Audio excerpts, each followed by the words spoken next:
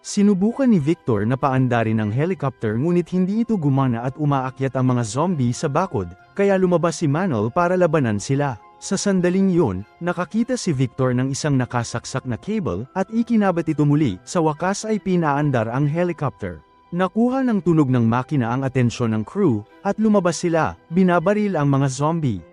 Pinutol nila ang scarf para mabuksan ang gate at binyantaan na babarilin ang grupo. Maingat na tumango si Victor kay Manol, na pumutol ng isa pang kadena, at binuksan ang pangalawang gate. Isang bagong napakalaking grupo ang sumugod, at mabilis na pinalibutan ang mga crew, at kinagat sila. May ilang zombie rin na lumapit sa helicopter, kaya pinalutang ito ni Victor. Dumaan si Manol sa grupo, pinapatay ang mga zombie gamit ang palakol. Paalis na sana ang helicopter, ngunit inihagis ni Lucia ang isang hagdan na lubid, at inakyat ito ni Manol upang makasama muli sa kanyang mga kaibigan at pusa.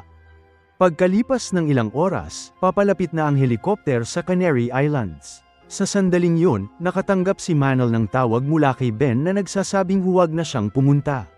Dalawang fighter jet ang dumaan at kinumpirma na ang mga isla ay nahawaan din, at wala nang mapupuntahan pang ibang lugar.